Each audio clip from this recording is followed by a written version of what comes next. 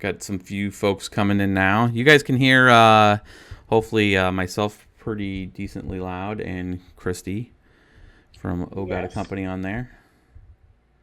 And I'm seeing it getting retweeted now to everybody. So we're allow a few people get in, and then I have a little structured kind of workflow of questions that we'll get through, but then we'll definitely get to you guys that are jumping on there. And I also have it set up to where whoever joins will be able to see the questions that I'm kind of, the genre of discussion that we're talking about is going to be at the top. So we have our two pictures below.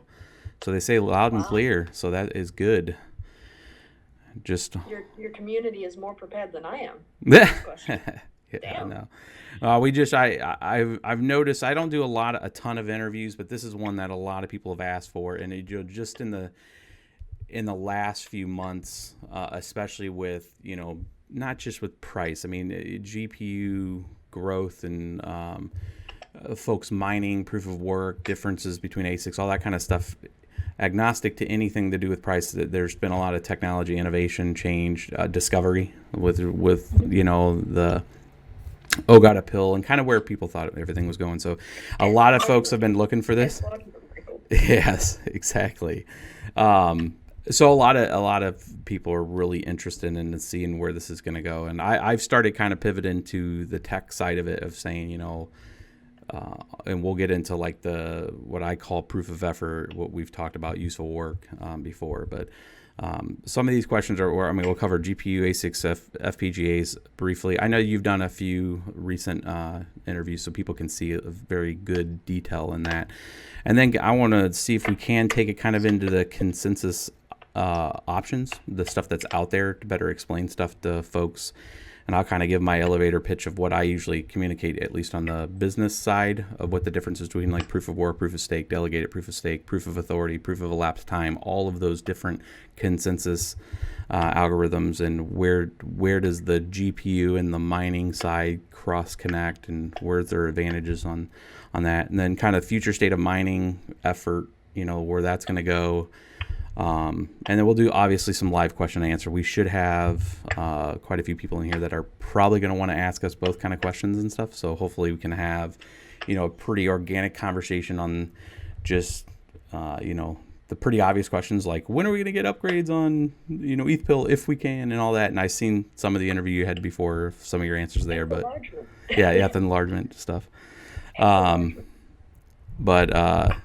Yeah, you guys might have to turn up your volume on this one. We do have it feeding in, but I don't have a controller for the audio. So I got it maxed out, but it looks like since we're on a actual stream and then I'm rebroadcasting it, it is kind of getting buffered down some. So I'll allow her to talk, and I won't be covering up the whole space in general, but there was just a few people that were saying that you were a little light, and I feared that with rebroadcasting your stream.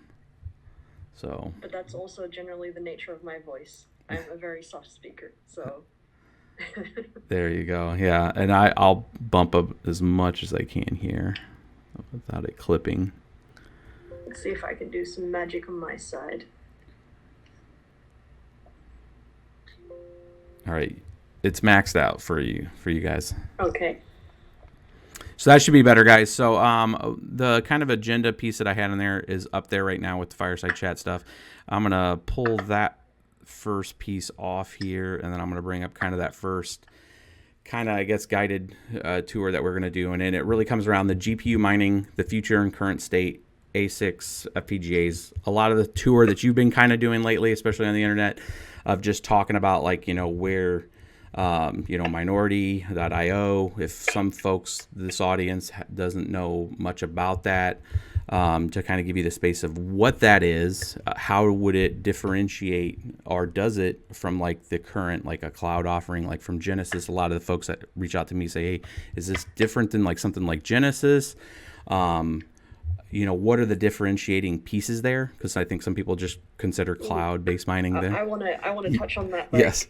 Yeah, there's been a handful of those kind of questions, so I'll let you start with that one before I pile on any more. So sure. Yep. So traditionally with cloud mining, you buy hash rate packages. That means that you just get a certain amount of hash rate delivered to a wallet that you define, and that's it. You don't really have any control over what you're mining. So the difference with Minority is we believe that when you're buying a hash rate package, you're actually buying a GPU card, or you're buying an FPGA, or you're buying some piece of hardware. And that means you should be able to control that hardware. So what Minority offers is hosting. You purchase a GPU card, hosting is included, and then you can mine whatever currency you want. Now, in phase 1, we only supply a set few of currencies. And then phase 2 will be when you can actually upload your own miners, your own kernels, and mine whatever the hell you want. Our whole, I don't want to call it a gimmick, but the whole business model is the fact that you as the customer own the GPU card. We don't. And owning it means you control it. Now, at the end of the hosting package, traditionally with hash rate packages, that's it. You have to buy a new contract. But with Minority, the GPU card actually gets shipped to your doorstep. So that's pretty cool. So not only do you have the GPU card mining, it's hosted, you actually get it. And then if you really want to, it does have inherent value. I mean, it can be resold or it can be used for other applications. We don't actually sell mining exclusive cards through our hosting. There's a very important reason for that, because we want you to be able to use them for other things. Yeah, that would have been the next kind of question, is because I've seen some of the examples from like the folks that don't know, there are very specific mining cards that don't necessarily have the same graphical interface like an HDMI or DVI or something like that, and they're usually deemed under either mining editions, RX 470, 480s on the AMD side, and then the P102, 104, 106s. And then I did see that you had a P106 dual. I'm very interested in the dual standpoint, but having very exclusive sets of mining cards. Even though the Sapphire RX 470, if you actually take the front bezel off, it actually did have an HDMI on it.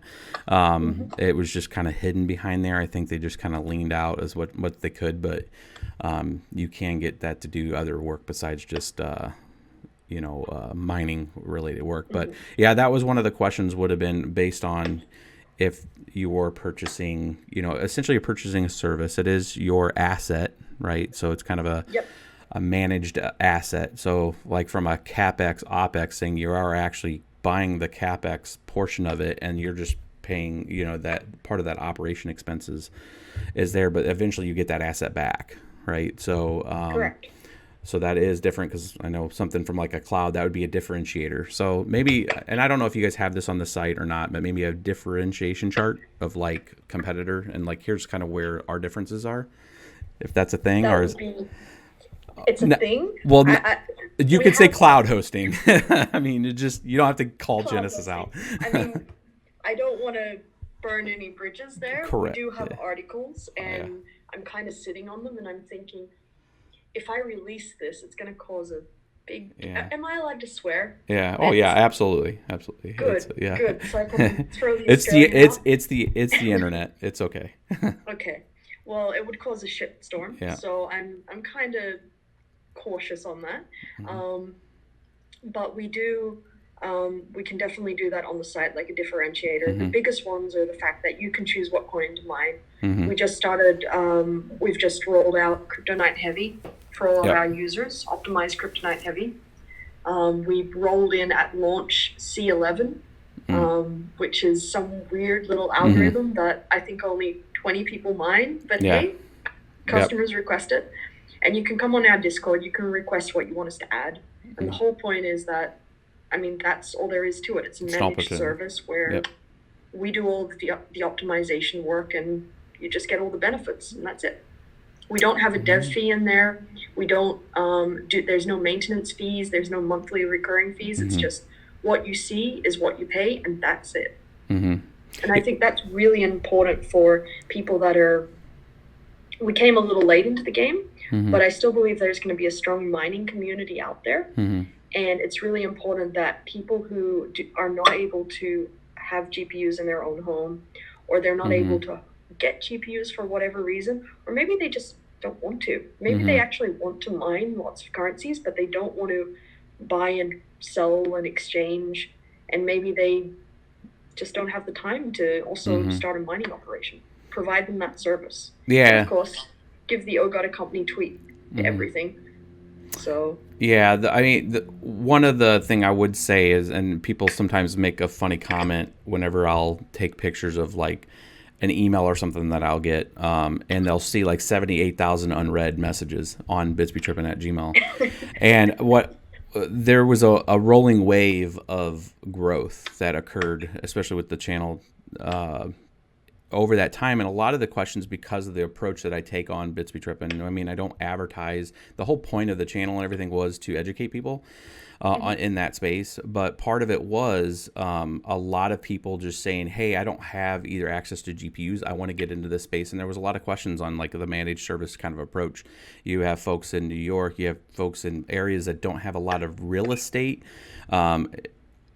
in where they live, their living space, to where they want to mine cryptocurrencies. They want to mine something very specific that doesn't have a lot of traction per se, you know, a particular algorithm, something that maybe somebody they know contributed to it. So like that, what you were talking about, the C7, where they want to be able to do that, and unless they go out and buy and manage a GPU miner themselves, they have no opportunity. So I do see the void that does fill, and especially I guess the next question would be, as the market adapts, and we'll get into this as a special segment separately, do you foresee somebody like what you guys are doing going in and offering, you know, if it starts to move to like a proof of effort or a render token or any of that kind of stuff, of supporting that sort of rendering or you know, functionality of effort, not just proof of work mining? Yes, absolutely. Excellent. So minority is all around the hardware. Let's make that clear. It's not just going to be mining. So we will eventually offer you, and I say eventually very cautiously because it takes a lot of development effort. But the platform isn't going to just be for mining. It's going to be for alternate compute services.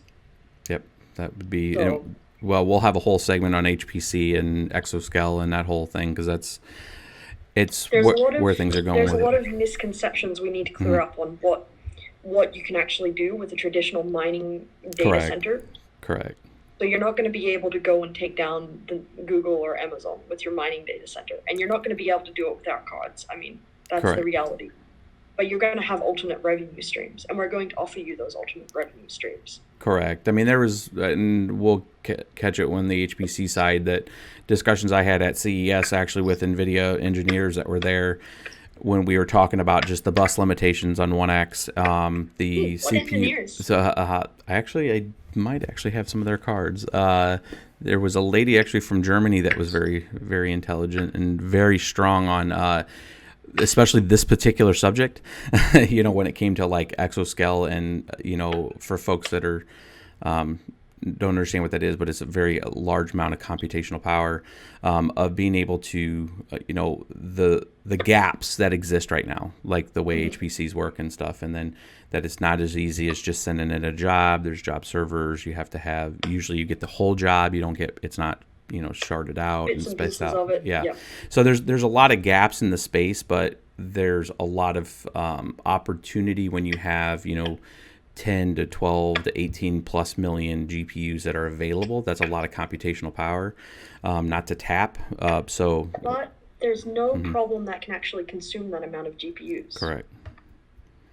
So yeah, it's a great opportunity. But what problem are we going to go and solve with 18 million GPUs that can't already be solved with maybe 2,000 really high performing GPUs in a traditional data center? Yeah, I mean, there's a handful of things that I can think of off the top of my head. Bits. Yeah. I mean, there's the 256-bit key space together. Yeah, I mean, there's the eventuality of the development in that space with regards to machine deep learning, as the algorithms and the data can get formalized to where you can start having that in memory versus having it as like a pooled data lake, to where you could have it into that space. I mean, as that development, if it's available there, people will use it, type of thing. So I think if the platforms are there to to gravitate. I mean, part of it's just education, just to let people know that, hey, there are 18 million GPUs that are waiting for something to happen. And there's also other cryptocurrencies that could be in development. I mean, Ethereum, I mean, anybody that's been in this space for a long time. I mean, I've been in it since 2010, trying with 5790s or 5970s rather, mining Bitcoin into moving into the first parts of ASICs and then moving into kind of a null period when it came to GPUs, once there was really nothing else until September of 15 of going back to Ethereum. As we start to kind of peel into a kind of a lull period, and this, I mean, the liquidity is a lot higher now. So there's, even during the low period, it's still like really good compared to what it was in 2014. We don't know what's on the horizon from people that are developing other proof of work coins that could take on that, Gen 3 type of blockchain stuff that will have a component of proof of work in it and becomes the next hotness, right? And then you have that next rolling wave of opportunity for people that have had and stayed true to mining there. So it's not just about proof of effort. We kind of jumped into the proof of effort, which is fine. It's great. I mean, this is the kind of stuff that I like trying to conceptualize and then look where you can have that opportunity, because there is a lot of opportunity out there with the folks that have mining rigs as that becomes more available. That tech comes more available. But I'll pull us back to more the GPU mining, current state, future state. One of the questions that was coming up in the chat was, could you configure your own pools in there on Minority? Is this something no. that okay. And the reason for that is pools are really problematic. How our setup works is, you buy a GPU on it, you get a token that's tied to the ASIC ID. And we have to split up the miners so that it's per GPU, right? And our whole system configuration, our whole operating system is per GPU. So you have your kind of little box. And not all pools have sane APIs exposed. If a customer requests a pool, we're going to add it in immediately.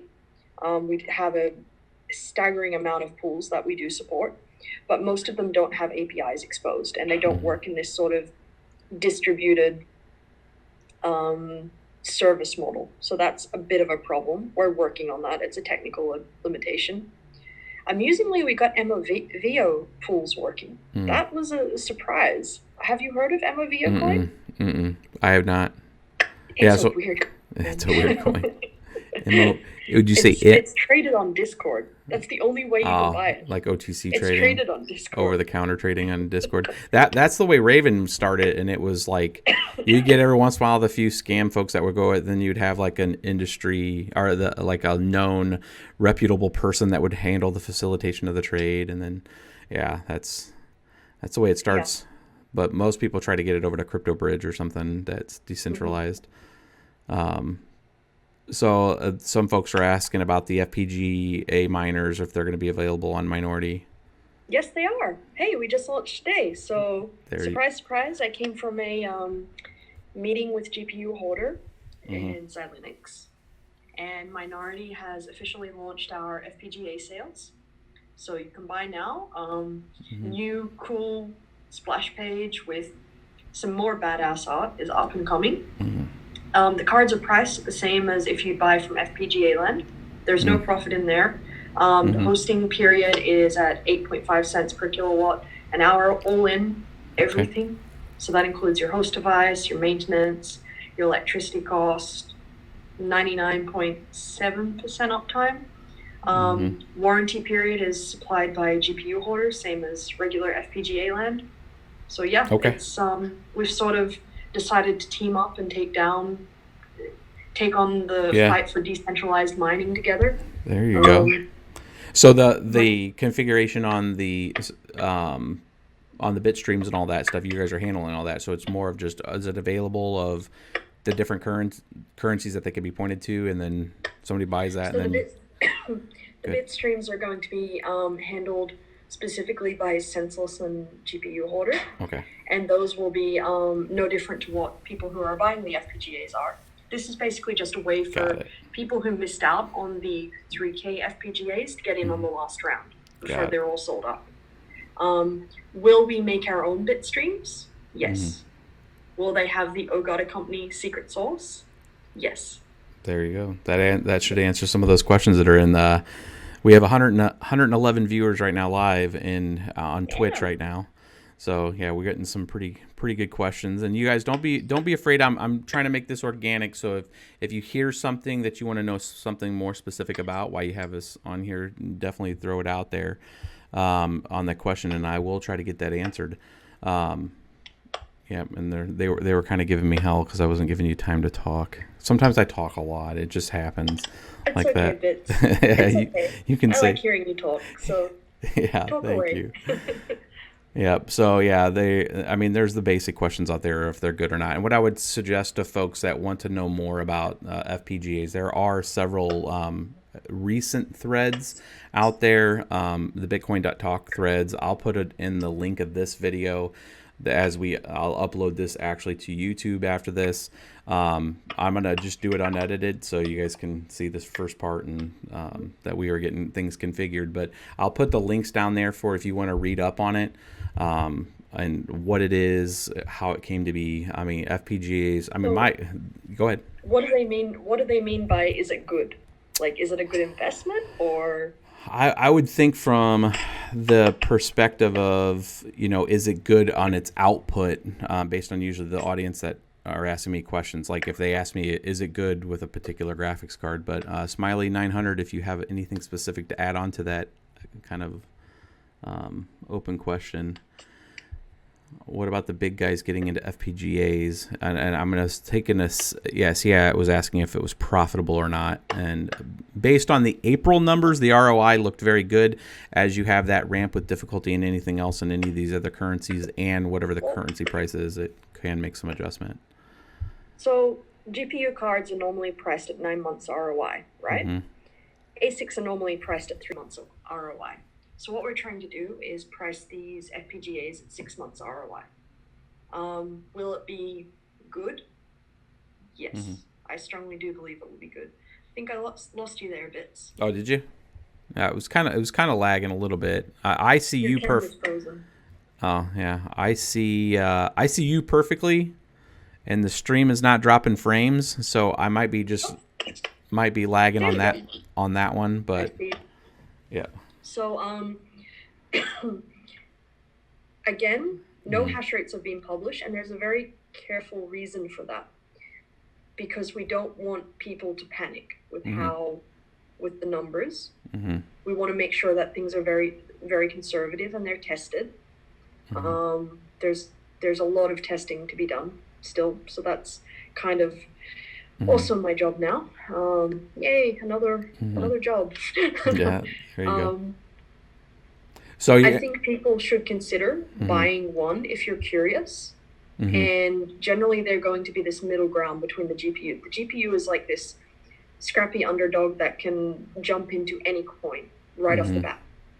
FPGA, it's going to take more time. And it's going to be profitable. Way more profitable than a GPU, but it's going to take some serious development time. And if you can't design the bit streams yourself, well, you're going to have to wait until someone does it and releases it for free. And releases is the big piece. I mean, FPGAs technically, I mean, they've been around forever. I mean, I never owned one on an actual FPGA, but I was able to get access to one for a little bit back in 2013. It was an Avalon, I think it was A2. It was a SHA-256 was the stream that was created for it. It was actually a company named Avalon that was trying to build them. And then ASICs came right, I mean, it was pretty much snapped right over to ASICs. You had the 8 gigahash plus Bitcoin miners that came out from Butterfly Labs, and then, the story goes on with all the way that went. But, FPGA has been around for a while. It's really been a question. Some of the questions that I got originally on that Bitcoin.talk forum piece was like, well, how long have these really been there? And it's like, well, unless somebody comes out and was telling you that they were creating the bitstream for it, it's probably been there for a while. And it's really that competitive advantage in the space. If if you know how to create that bit stream and you had access to those cards, you were probably doing pretty decent on the ones that they could do. But that, now that you have an ecosystem building around it, then the support and all that starts to come around with it. And it's kind of I would call it the same way that how Ethereum has really had that growth, and the whole reason why it, some of the questions I've had, Richard Hart I had on a stream, which was very kind of anti GPU mining, so said it was a waste and all this other stuff. But my counterpoint to him was GPU mining, even if you do it at a very minimum set, the very fractional thing that it does in the beginning is lets you understand on what the interaction is on a crypto network. It gives you a small bit of crypto. It lets you start to understand on how to set up wallets, make transactions, and it's kind of like I would call it the Mr. Miyagi way of learning how to do karate. It's a very it low steeps entry. your community. Correct. That's what it does. It creates a community. So again, this has been a really big concern of mine. And I've been struggling for a long time whether FPGAs will be the death of GPU mining. And I've done a lot of research, and it's kind of why I've been out here in the US touring around. General consensus is no, it's not going to be. Yep. We're not going to let that happen. Bit streams will take time, a lot of time, to design. Some of the products that I'm working on now with GPU Hoarder, the Acorn, for example, will benefit GPUs. They'll work together with GPUs. So you won't be running them on your own. You'll actually need a GPU to take benefit from it. Yeah, and for the folks that don't know what we're calling it an Acorn, right? That's the actual name for it, is essentially where you would have up to 4 GPUs, and you would have an FPGA that is used as an augmentation because you can split essentially the workload across both. Like one handles one algorithm, the GPUs handle another, if I'm correct there. I don't want to say too much until I see. I'll let GPU Hoarder be public about that kind of stuff. Okay. Generally, what's going to happen with the Acorn is that things that GPUs aren't good at, it's going to go to the FPGA. And things FPGAs aren't good at, it's going to go to the GPU. And they're going to work in harmony. It's going to be pretty badass. Yeah, that's cool. It's only like the entry Acorn is I think it's priced now at $199. And that's going to be fantastic. You're instantly going to get a lift of hash rate across all of your GPUs, or across 4 of them, for just $200. And you'll probably make that back, based on my estimates, in 12, 13 days. It's going to be fantastic. Yep. And I mean, and really, yeah, go ahead. Who's going to take advantage of it is the guy that's in his dorm room with, 1 or 2 GPUs. He doesn't actually have a full mining rig. He's going to be the one that takes the most advantage from it. Yeah, that's just to give people an awareness. I mean, a lot of the questions on this and FPGAs in general of where they're going, and I still kind of classify, because I look at more of the larger. Oh, did I lose?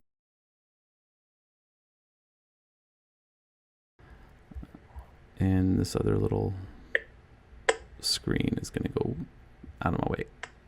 There we go. All right, we're back.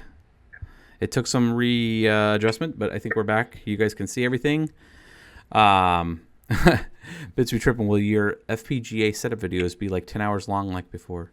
Yeah. So I used to get a lot of crap for having very long live streams, but the amount of people I know that probably helped at least get through the, if you never have built a mining rig or even a computer, the idiosyncrasies of trying to get it to work and plugged in right alone is like an event. So those live streams that were 4 hours long were to make sure that people knew how to do it.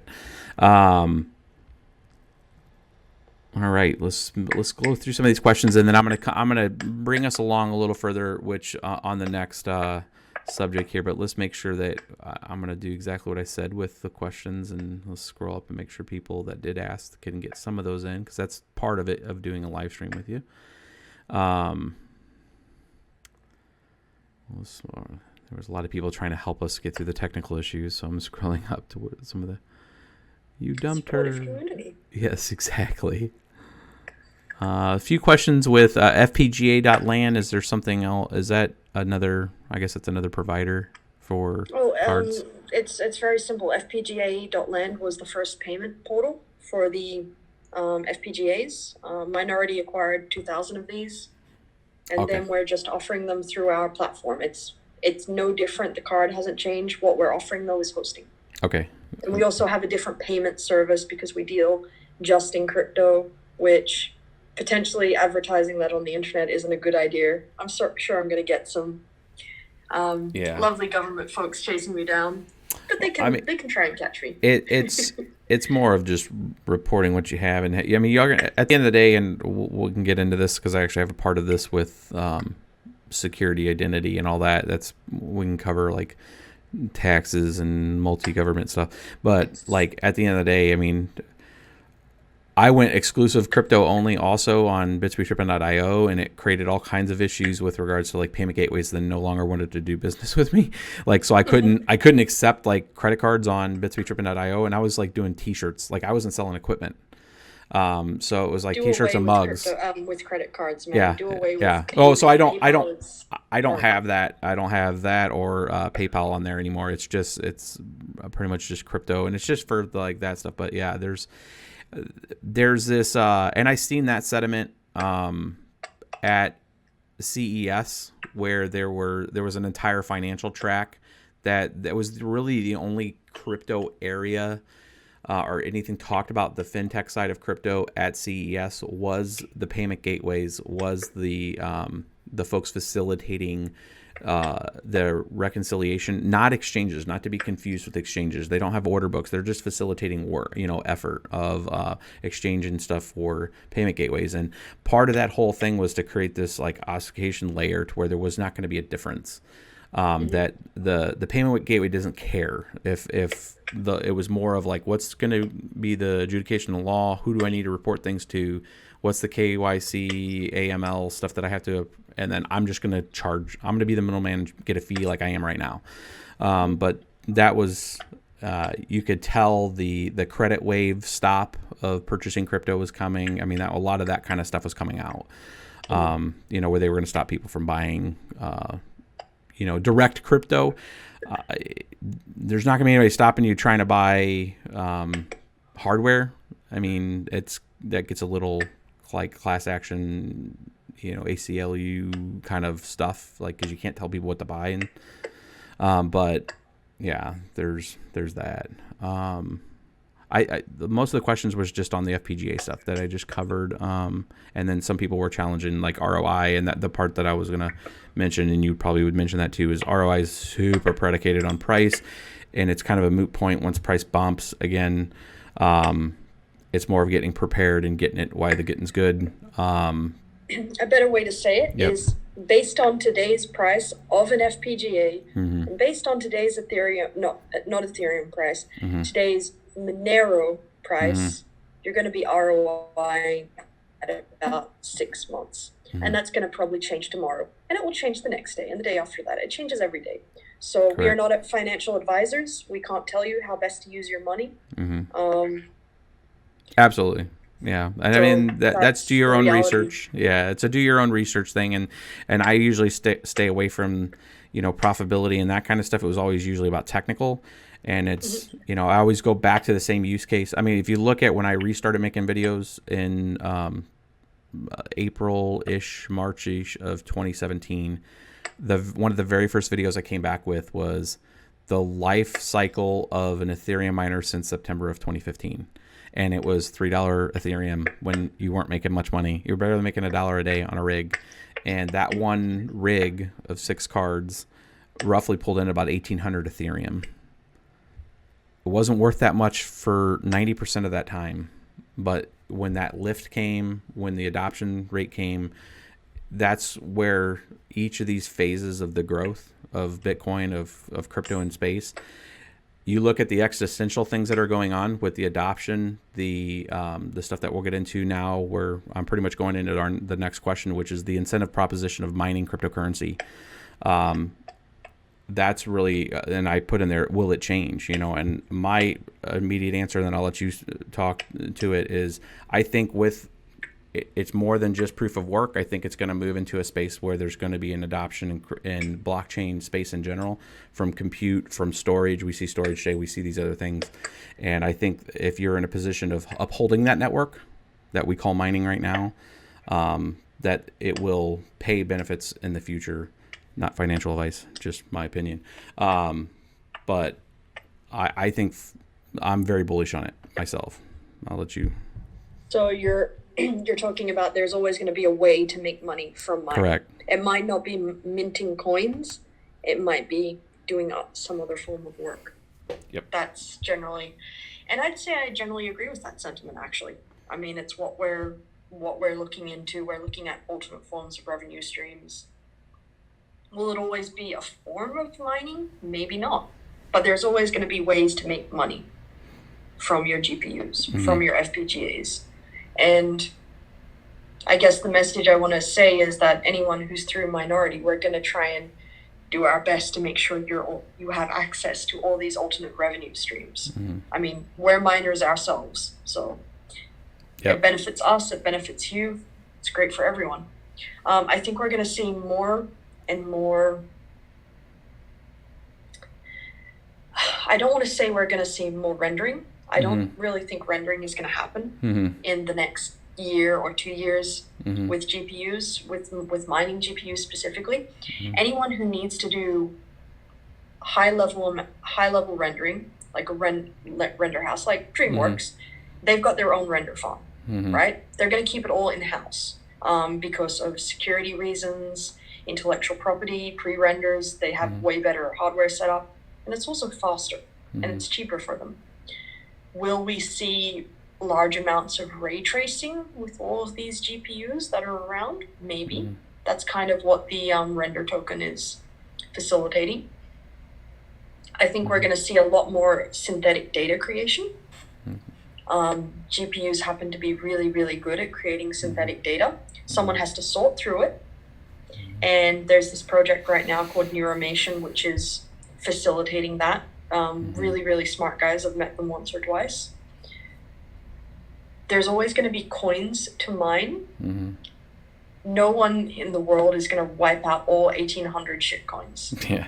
And it's still going to be continuous growth of there's a coin possible. made every day, guys. Yes. And there's always going to be the next Raven coin or the next Zcash. There's always going to be new products that need to be that are backed by some form of token, some form of digital currency. So that's not going anywhere. Yeah.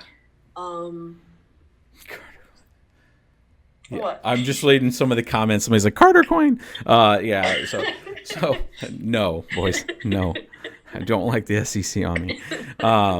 Yeah. So some of it was, some other folks were commenting with regards to render AI, node validation. I mean, there's a range of other people that have been around, like that have access to requirements that would be potentially used in this space. It's just when I'm talking like image verification, a lot of machine learning that can be done in chunks that doesn't have to be real time. I mean, part of it's a distributed model, and you do have the security piece. If you're sending the entire work package there, what's the incentive to not to either take that and just sell it and not render it? I mean, there's a lot of security risk that have to get involved with the current structure of the way HPCs work in general.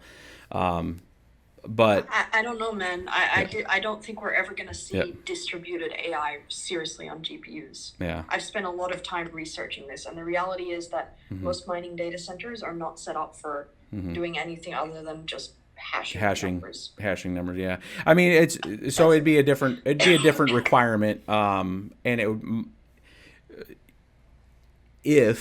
So I look at it in a couple different ways. It's not necessarily the fact that the current hardware and the current implementation methodology is going to facilitate that requirement. However, I think if people understand that there are individuals spread out through the world that are willing to make investment into their own hardware, the concept of a distributed model, if hardware the bus size, the fact that everything goes to 16x, connections versus 1x connections. I think the facilitation of the fact that you can distribute and kind of create this distribution of the CapEx cost of that onto a distributed model could potentially change things, right? Like not right now with the current hardware, but if you have this understanding that over a 5-year period, you've put out 18 million GPUs to random folks out there that believe in this concept of a distributed consensus, that you can leverage a requirement path that would allow people to move towards something that would be like, do I have to take in all that CapEx cost? Because quite frankly, when you start looking at some of the neural network development and some of the, if you need real-time computational fluid dynamics, you need stuff like that. You're part of the whole drive for HPC to go to exascale is because there's not enough compute power and people are competing. So if you want to drive down costs and you want to change who has that CapEx cost, it's a viable model to kickstart is where I'm kind of going with it. Is that you could it's a stretch. It seems like it's a stretch right now, but it's not a stretch. Yeah, you can think of the CapEx versus OpEx kind of concept where who owns the equipment and then who's going to pay for said equipment. And if you change that, pivot that model, because you realize the realities of today where you have potentially hundreds of thousands of people participating on a global network, just essentially doing, I don't want to call it wasteful work, but securing networks, regardless if they're being used or not, it's an opportunity. I mean, it is a little stretch, but it's not a stretch. Your idea is, I won't say too much on it, but something's in the works similar to that. Yep. So. And all the stuff that I usually talk about, guys, I'm not under a particular NDA or of anything, and part of I steer very clear from my I would say corporate responsibilities, but I do pivot from a position of education and making sure that people understand what is in that realm of possible and what is the actual real gaps right now. And right now, I would agree with you 100% that the current distributed model that there is right now, there's not a ton when it comes to like taking over a render farm like SGI or somebody that's actually doing real-time stuff right now. But that was... But there's other things you can do. I mean, something I'm really, really, really interested in right now is protein folding. How to get... I'm a little concerned about what's going to happen once Ethereum hits proof of stake and all of these GPUs are dumped and no one's paying attention to ProPal. I mean, everyone's sort of given up on it. I'm really disappointed in the developer community as a whole that no one wants to help with the implementation, including the Ethereum developers or the Zcash developers, or people just don't want to help it. They've sort of just given up on ASIC resistance. Yeah. Or in this case, centralized mining resistance. They're just like, we've tried. Yeah, we're sick of trying. And we're just going to continue to go with proof of stake, or or just way into the ASIC side. I mean, I got to say, it was a strong, honest attempt. You guys got out there and were able to pitch that piece to the Ethereum developers. From my understanding, Vitalik never did respond to anything. I mean, I pinged him several times. I know a handful of other people have pinged him, and he just kind of steered clear from answering directly and his position on it. Do you have any questions about proof of work while I'm here? I mean, there were people that were asking proof of work questions on here. They were just saying if there's any updates of any coins that that are moving forward with it right now. Yes, Bitcoin interest. There you go. Bitcoin interest. Okay. They've gone full in. So Ubik reached out to me and was looking to adopt it. Seems they're not going to adopt it. They're going to adopt a modified ethash, which I think is a bad move on their part. Maybe I'll go rampage around with my FPGAs. That would be kind of mean of me. I shouldn't do that. I shouldn't say those things. I lead a company now. Yeah.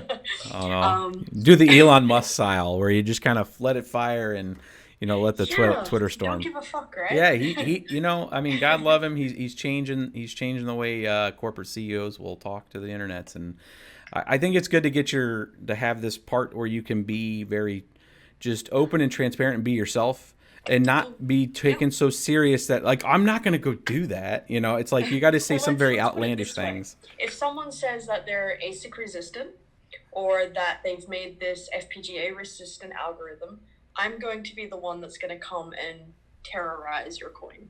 Yeah. Well, and if I don't do it, someone in OhGodA company is going to do it, and I'm going to support them. And that's because you're probably misleading people, and I don't necessarily like that. Yeah. Going back to Bitcoin interest, yep, they're fully in with adopting it. So that was really cool. There's a small community that is developing a prog power coin, which I'm like, okay, go for it, guys. I'm not really sure why, but if you want to tokenize it, go for it. Lots of sorry. Yeah, okay. The Expanse network has reached out and is looking to adopt prog power, but the only one that seems to actually be making steady progress is Bitcoin interest. And there's another coin, Bitcoin New York. So these smaller coins are looking to adopt it. But those aren't the ones that are really at risk of Bitmain or centralized entities. Yeah. But let's be honest, Bitmain, they're not really at risk of being attacked. Correct. Yeah, I mean the liquidity level is low enough to where it's not, you're not they're probably not on any exchanges or anything yet either. And one of the questions that came up was like ASIC risk for some of these other coins. I was going to cover a piece, but maybe we'll do it a separate thing with how wrong the rent hash power to attack a 51% coin. I was trying to explain that to somebody of the spot price, and no, it doesn't just cost $500 to attack one coin. I mean, it's far more than that, but that website, yeah, I know the website, it got everyone freaked, right? And it was like, those numbers are very off. Yes. Well, I mean, I'm going to have a separate episode. It's probably going to be a whiteboard episode to explain on how order books and buying hash power works and all that kind of stuff. But because I want to explain it mechanically and then just say, okay, a real cost here right now would be this, and we'll just run that use case essentially. At least it did one thing I would say was positive, is brought a lot of light to it to say, oh crap, is this a risk for real? Sometimes you've got to break a lot of glass to get some, some interest in understanding it better. So it did do that because it did go viral. But yeah, I mean, here's an idea for you. What if someone made a nice hash competitor that had 0% fees? Yeah, I mean, you could have, that's. But it was metered somehow, where it didn't let you buy over a certain percentage of the network hash power. And when you started hitting 42% of the network hash power, it was like, no more. We'll suspend orders for this. Yeah. I mean, I can think right now on how to write that script, because you'd just be polling the current network hash rate and just dialing it back if, it becomes unavailable. Yep. Repoint somewhere else. I mean, so it would have an interesting effect, because in the event where you would have, like, let's say a coin was really getting bumped up and then it became the new coin on what to mine and people were moving with the wave, right? If that was a case, and you could false positive it out pretty quick if you saw this, like, this coin that was doing a lot better than any others, and then everybody wanted to go mine it.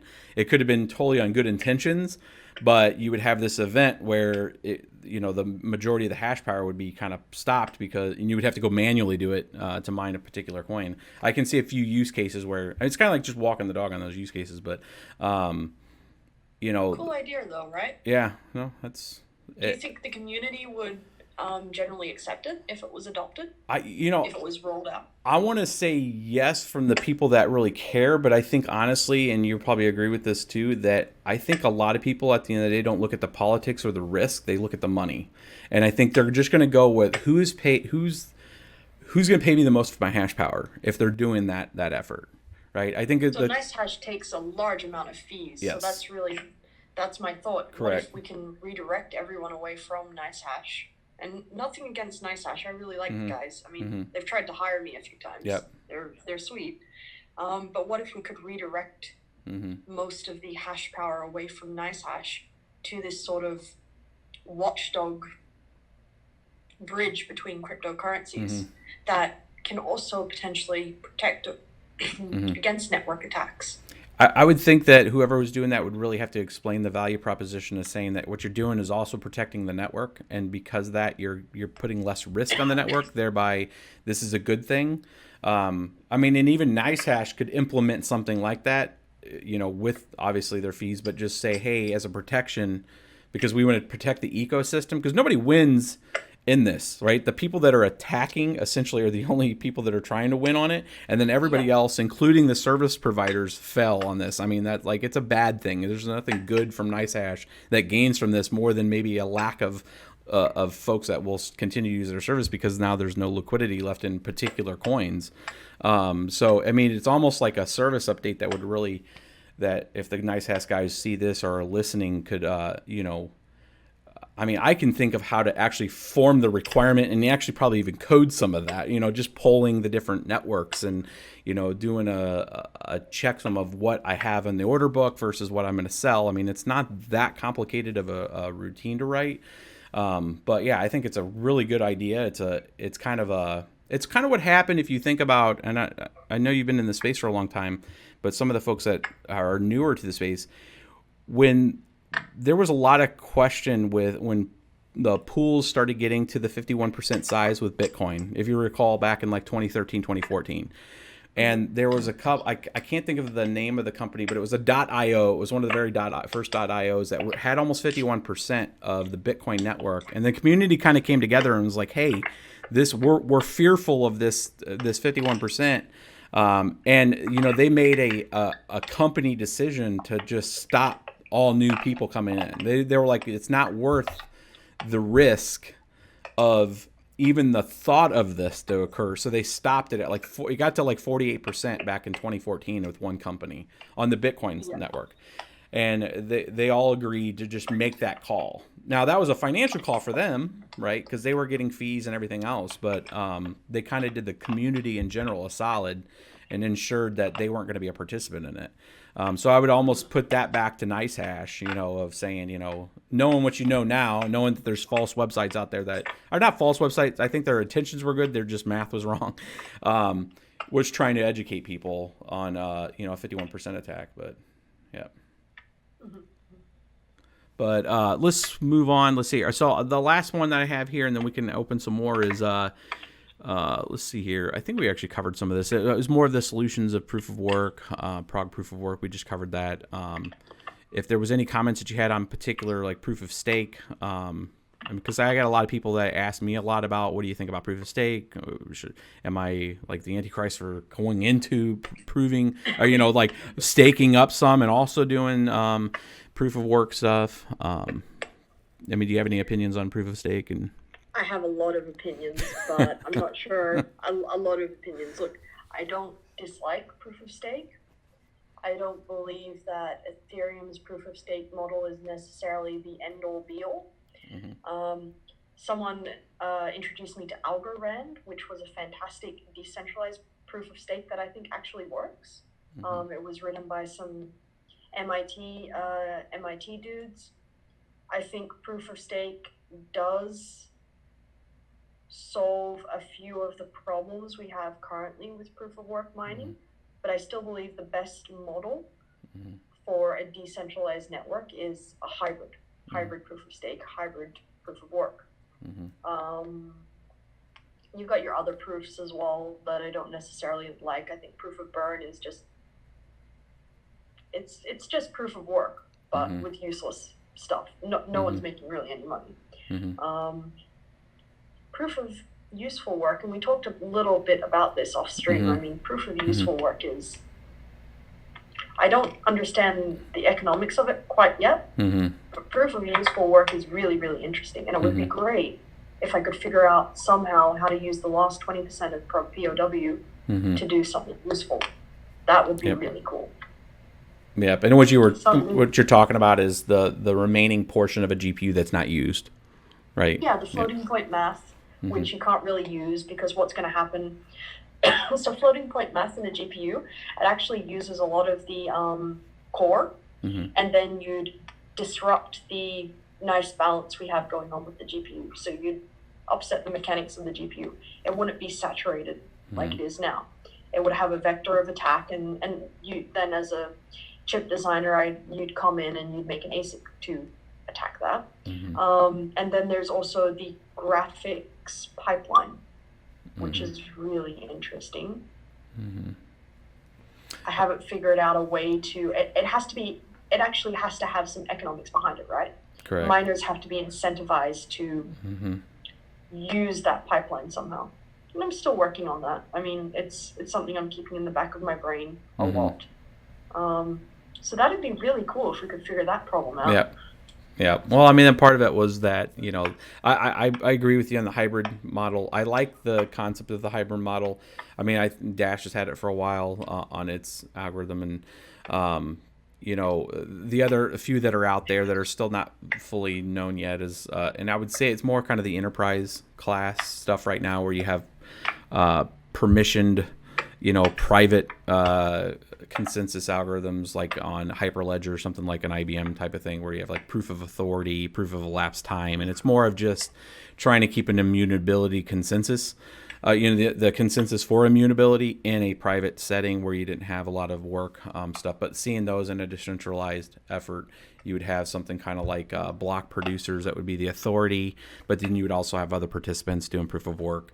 So some level of hybrid in that. But I think a lot of the folks that are working that are still kind of in that concept of like, well, where's the incentive piece of that, and how do we reward somebody for that effort? So we covered that piece here. I'm just make sure we get through any of the main agenda stuff that I was going to cover, and then that we had a couple questions out there. People are saying masternodes are Ponzi schemes. I don't know how. Masternodes are Ponzi schemes. Yes, they make money. It's great. Yeah. They make money. Ponzi schemes make money too. Yeah, it's some of the comments say, that's one great thing about being live. Some folks were asking about if ETC should adopt Prague proof of work. I did try to reach out to some of the main core people on ETC. I do have some contacts on LinkedIn with that, and I didn't get, short of just submitting what you had submitted before to them to see, I haven't got anything back from them, but I also haven't pressed just to make sure that they understand. I don't know if you've had any kind of interaction with Ethereum Classic folks. Ethereum Classic, no. No, I haven't had any interaction with the developers. If they want to reach out and if they're looking to protect their coin, I'm more than happy to facilitate that and help get Prog POW implemented into ETC. Regarding Ethereum itself, I think they're generally disinterested. They've looked at it, it's cool, but it's going to slow down the Casper, rolling Casper. So they don't really want to look into it. If we had enough hands, we'd be able to finish. The problem with Ethereum is that right now we're struggling with the clients. There's a lot of things we have to do, and we're only a very small team, and we're also currently involved in a ton of other things. So we have to do the 10 different clients, each with their own language and each with their own set of rules. We have to make sure that cross trading between coins works. We have to make sure that there's a huge stack of things we have to make sure is up to snuff before we can say, hey, Ethereum, now's the time to adopt. And sadly, because it's still just us working on it, the identity or group of identities that are if def else, it's probably not going to be done before we see Casper released. And maybe Ethereum will just cut out proof of work entirely. Well, it's going to start, from my understanding, it's going to start with a hybrid, but they're also going to de-incentivize greatly based on this. Again, it's just a proposal. It hasn't been accepted yet, but the current model right now drops the assurance level, so that's when Ethereum pays out for the work greatly. It's like 0.7 or less, I think, versus the 3 coins per 15 seconds that it does now. So it's, I think in the hybrid model, and go ahead. It's really problematic what they're doing, and it's we touch on this in the Medium article on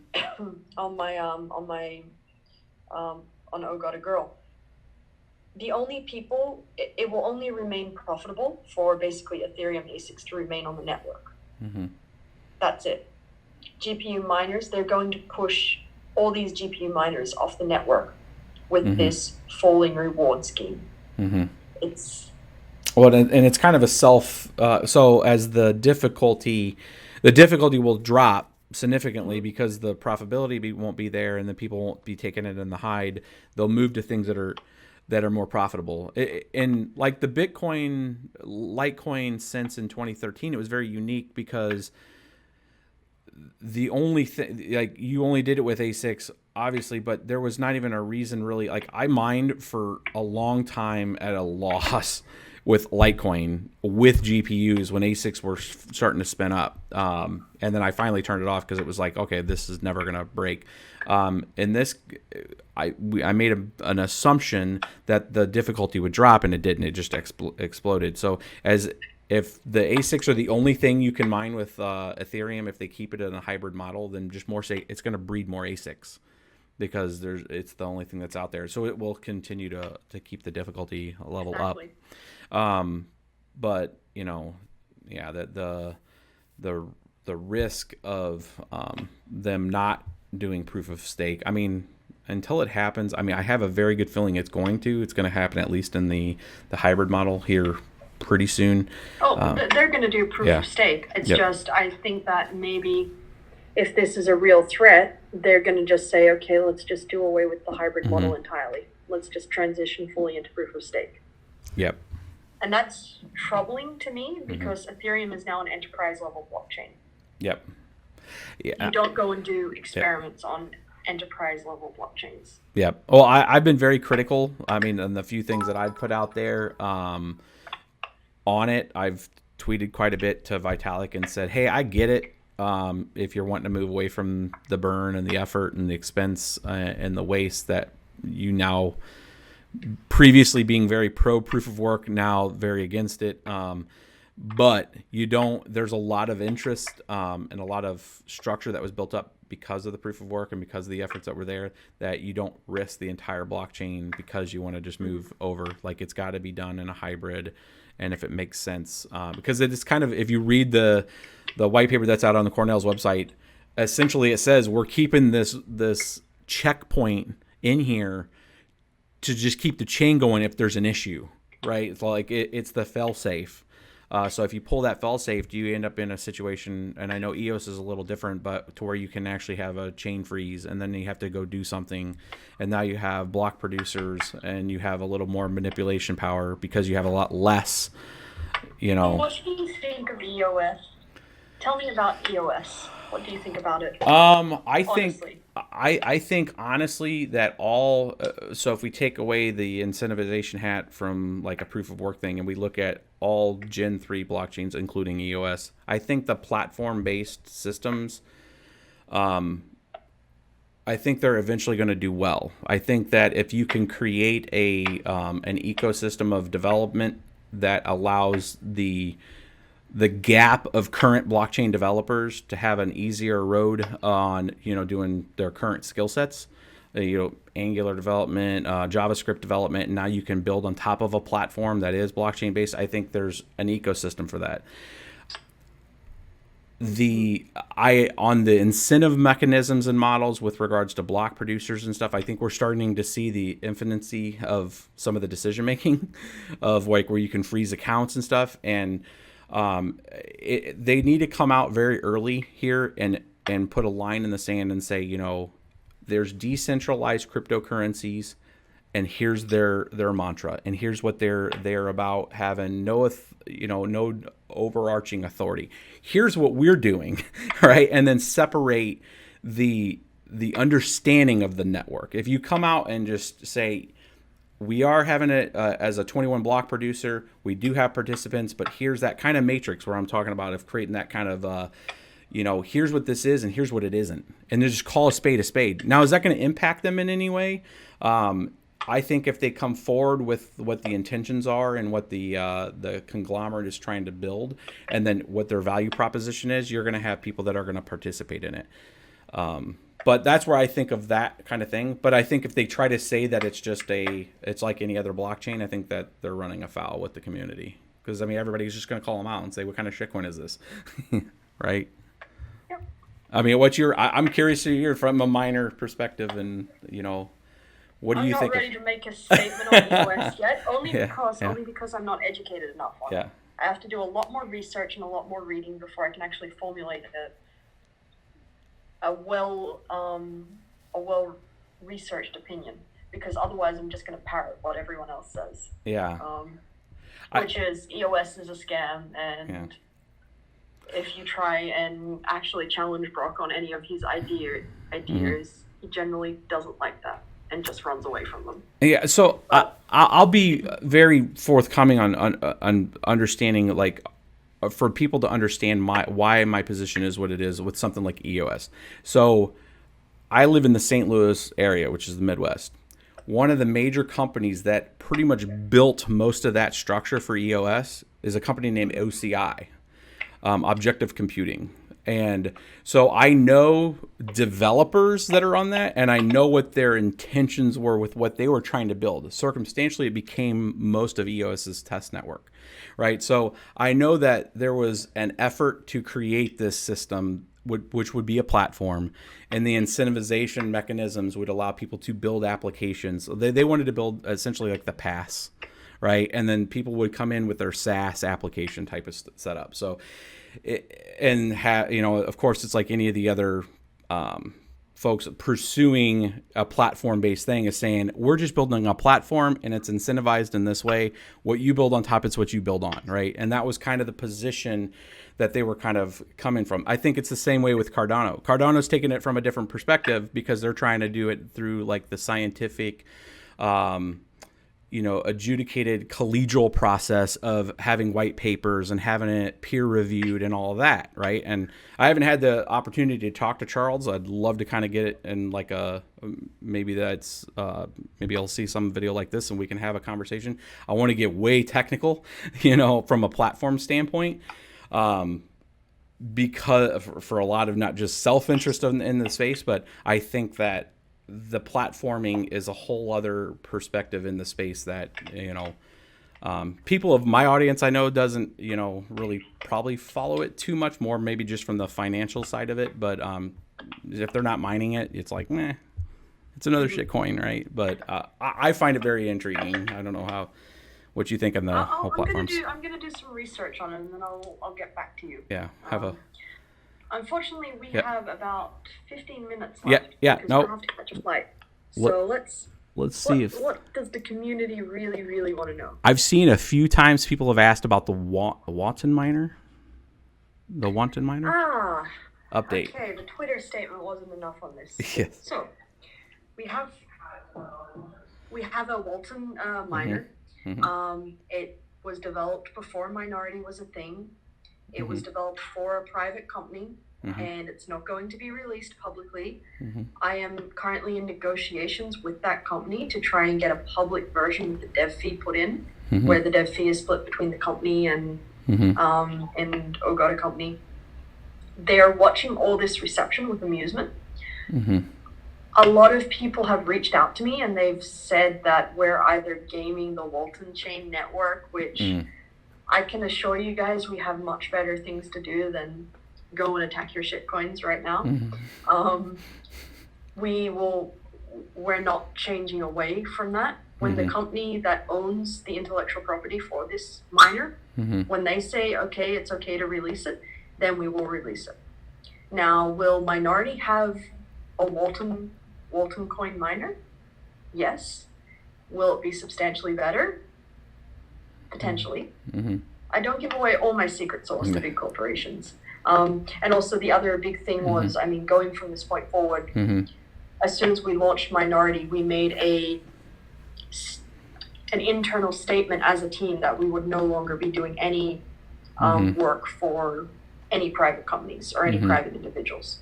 Everything we do now will go straight through the Minority platform for our customers, and eventually we will offer software as a service where you can download all of these things and run it on your own machine.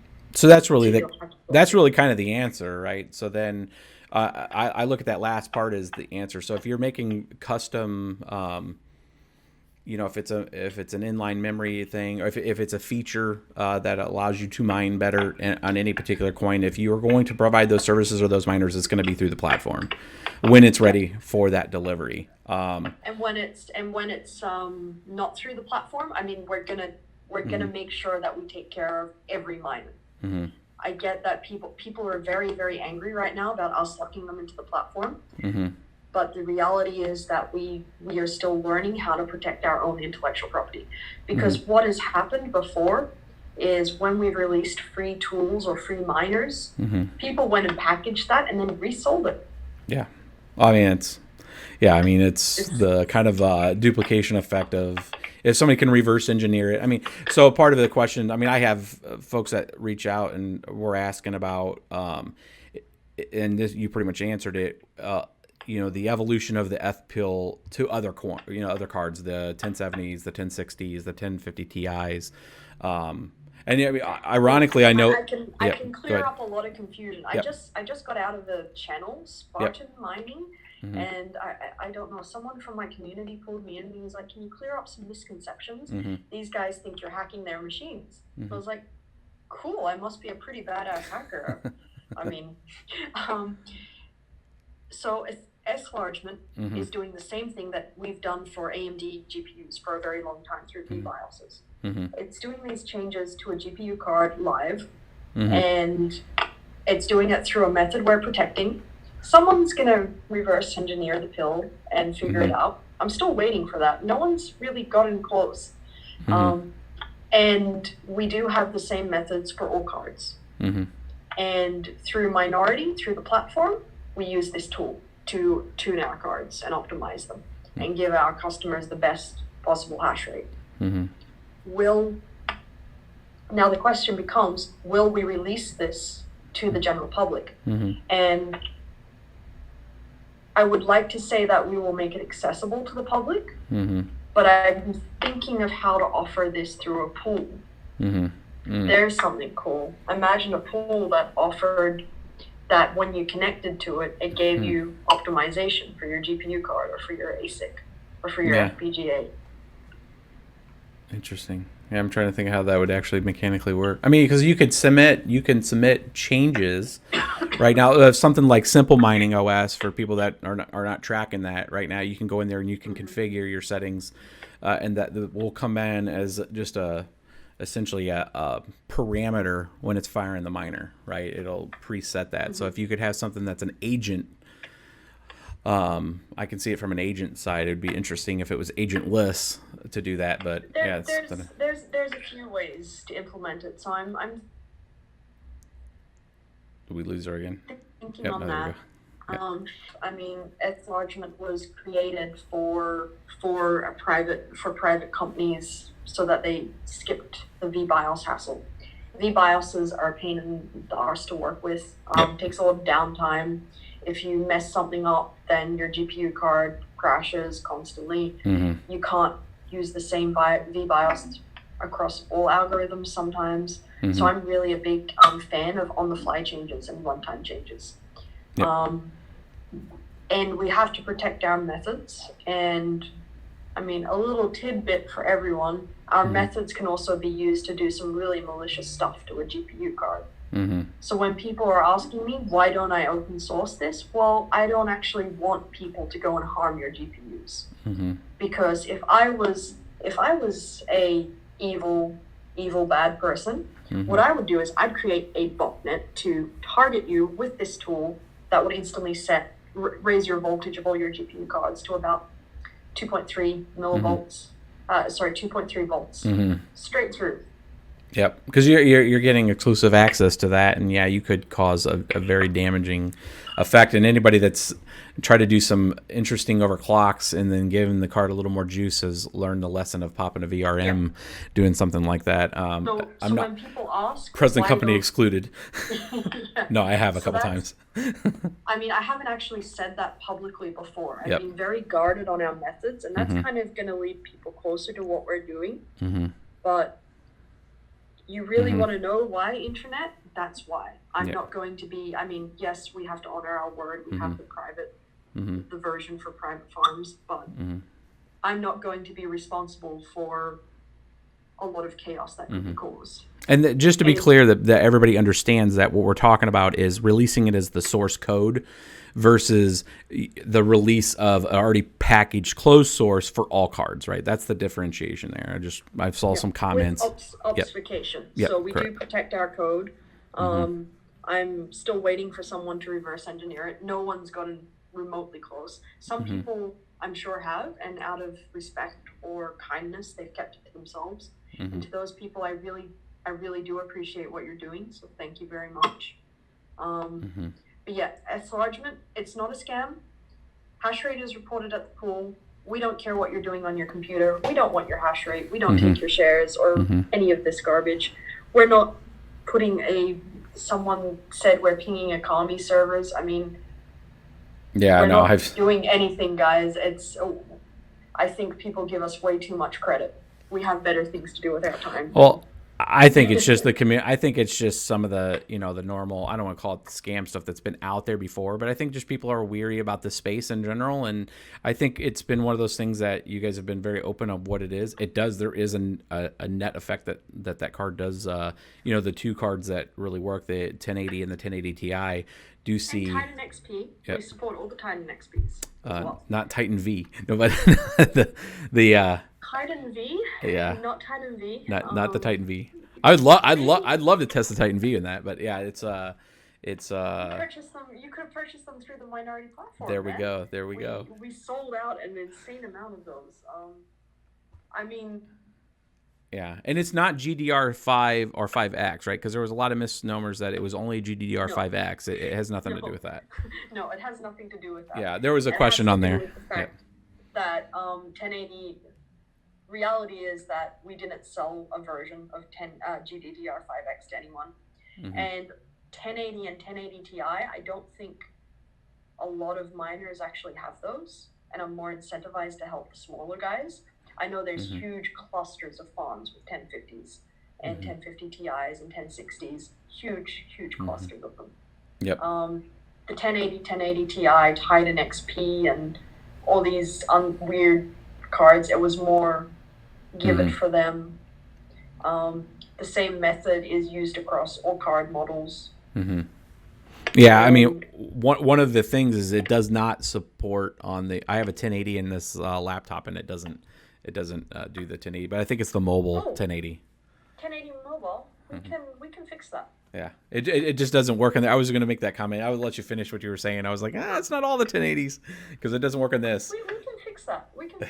Can you if you can pull the VBIOS for me of it? Yep. And instantly the community is going to think, hey, it's a secret with the VBIOS, but just ignore them. Yep. Pull the VBIOS for me and send it over, and we can add in 1080M, I'm sure. One of the comments is, oh God, now all the laptops are going to get bought up. Yeah, exactly. I just thought I'd throw that in. Mining, man. Yeah. That's going to be the new thing. Oops. Yep. No, it went back. So let's. I'm gonna see if there's any more questions, but I think we're pretty much probably at your time. And I think it's been very good. We've been able to clear up some stuff. I think it's good. We will have to definitely do this again. I think if you want to, as we get further on other stuff. And I'm actually not in a hotel right now. Luckily, the internet was fast enough for this, so that was good. This week is crazy. Yeah. Yes, this week is crazy. I mean, I'm sure the community would love something like a monthly thing or a weekly thing where we can dedicate some time. Or we keep going along with this magical mining men talk show, and we come and spearhead this with Seth Estrada, because I think it would just be hilarious. Hey, I'm fine with collabing with other YouTubers. I did watch Seth's video on it, and I've always been I encourage more folks to get into the space and help educate. If you have the ability to digest and then talk about the space and help other folks that we try to do a service for folks, right? It's like people can go troll the internet all day long and look for this stuff, or they can set in for an hour and hear a lot of content and then be like, oh, that's how that works, right? And I think you made that comment in Seth's video, and I kind of resonated with me, is like, I can go do a lot of research on something, or I can talk to the source, and Exactly. it clears it. And It you'll clears it up. learn. Yeah, I know, it's so great just talking to people. Yeah, excellent. No, it is. So let's definitely do it again. Yeah. I mean, let the community vote on what they want, what questions they want, what information they want. Yep. Yeah, we'll do a straw poll, and I'll put it in my Discord, and I'm in your guys' Discord too, and we'll see what the next God, series you're in is. our Discord? I am. You shouldn't go there. I am. It's a scary place, Yeah, man. it's interesting. It's a scary place. Yeah. Yeah. Yeah. Only adults should be in our Discord. Yeah, we'll preface it like MA17 only, please.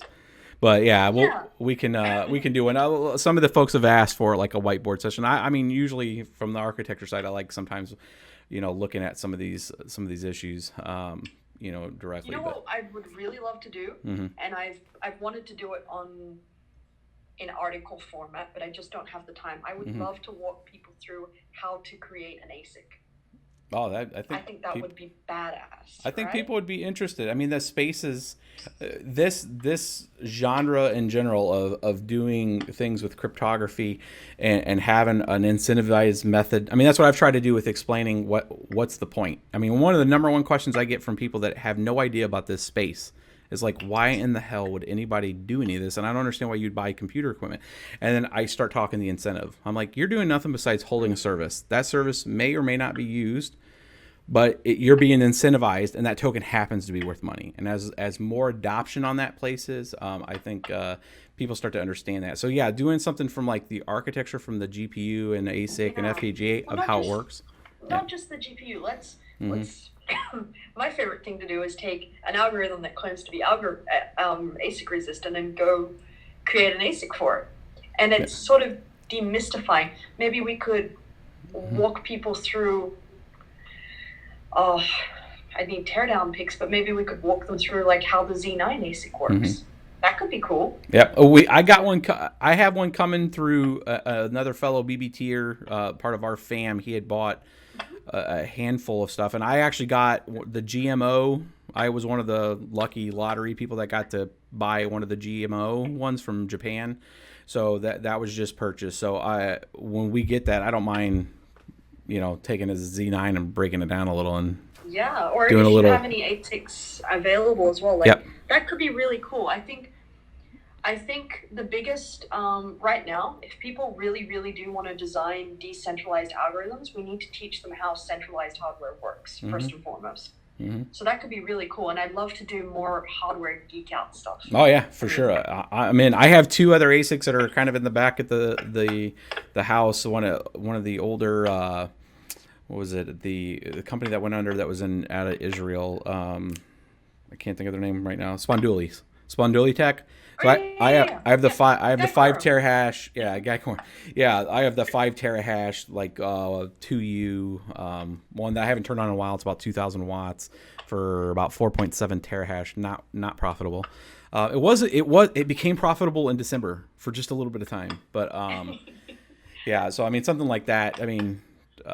We could do, but yeah, no, definitely we'll plan that and we'll let the community know, that way we can get, and when I'm back in the actual house studio, I can actually simulcast there to YouTube and Twitch. We have 137 people on right now, which is quite a bit, and I think everybody out there that joined us. I've had about 4 or 5 questions about RVN. If you had any questions or any comments about RVN ASICs or potential of ASICs, there's a lot of people that mine RVN, mainly because I was kind of talking about it. Raven ASICs. Yep.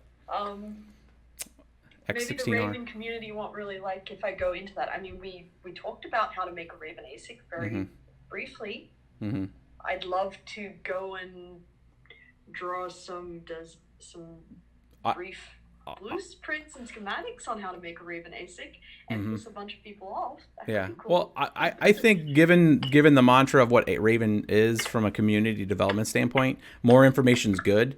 And if the community would embolden a pivot to a change because they see the susceptibility to it, I think more information is good. Let's put it this way. Before I go, chaining algorithms together does not protect you. Look at script. It didn't work. It's never going to work. It doesn't matter what you do. I'm going to come in and I'm going to make multiple hashing cores and just tie an FPGA on a tiny little one to distribute the logic. And I'm going to have a fun time. Yep. And I mean, Raven needs to watch out because the FPGAs are coming. So yeah. Oh yeah. You won't fit Raven. It's too bulky. So you won't fit it on just one FPGA card. You're going to need to chain them. But it's still doable. And another thing to make note is that designing a Raven ASIC doesn't cost that much time and money. And actually building it, the wafer cost and everything is only going to be about, I mean, I'm not 100% sure, but maybe today's price is about 10.7 million, just about all in. That would net you about a good 2,000 machines. Oh yeah, and the one part that I've tried to explain to people is it's just a math problem. If the liquidity comes up into this space and everything comes back up, and you're looking at $10,000 to $15,000 Bitcoin, if Raven hits 10 cents, the financial incentive's there. So it's not a matter of if, it's a matter of when. And it's all comes down to the liquidity in the space. So you know, if Raven somehow gets onto Binance, it's on a vote right now to get onto Binance. If it hits Binance and now it has that liquidity pool, and people don't have to know anything about it, right? That's where that disconnection between exchange and selling versus people that are mining and selling are different. Like you could have people with money hears about it, see a Medium post, see something else, and then they buy it, right? So you have that speculative growth. And then if you have a liquidity pool that's there now because you're on a new exchange, you're going to have growth. And that growth will get somebody that's sitting in a back boardroom going, let's do it, right? And then 3 months after a press, it's out there. So it's a pretty good turnaround. Let's definitely do that. Unfortunately, internet, I have to run. Otherwise, I'm going to miss my flight. It's Washington, D.C. next. And I'm leaving, so we will catch up sometime. We'll catch up sometime. We'll chase each other around America for a bit. Yeah, absolutely. If I need to come to UK, we just need a little bit of planning, but we'll make it happen. Yeah. So it was a pleasure talking to you, as always, Bits. And you have a good one. You too. We'll catch you guys. Have a good one, internet. Bye. All right, guys. We'll stay on there. That was Kristy from OhGodAGirl, and I'm gonna make sure that this is available out there on the tonight. I'm gonna upload it to YouTube, guys, so you guys will see it on YouTube too, for you guys can see the recast. So literally it takes Twitch about, I don't know, 5 minutes or so to post it out there. Hopefully I got to some of your guys' questions. I did want to make sure that it was a live show for you guys. There's a whole bunch of other questions that we didn't get into when it came to like other enterprise class stuff, but I think that's good for another view. So let's get you guys sent over. And I am back in the studio tomorrow, back at the house. I have some new equipment there, so I want to make sure that we can get a couple streams this weekend. So thanks for the 138 people that are there. We're gonna do another rebuild on the case that we had in there last. I forgot the name of it. It is a new cool mining case, and I did get some new hardware in from Ribtech. So we're gonna be testing out some of that new hardware. It's a new motherboard combo setup for 8 GPUs. So we'll be testing that, looks like this weekend. And I am going to work with Kristy. I'm going to see if we can get a FPGA in-house from Xylitech. I'm going to try to get that, and then if we can get some of the bit streams, and we can kind of go through that, because I'd like to have that as an operational thing. So I'm going to try to go ahead and get one of those. And again, we have the Z9 coming in, so we will take a look at that.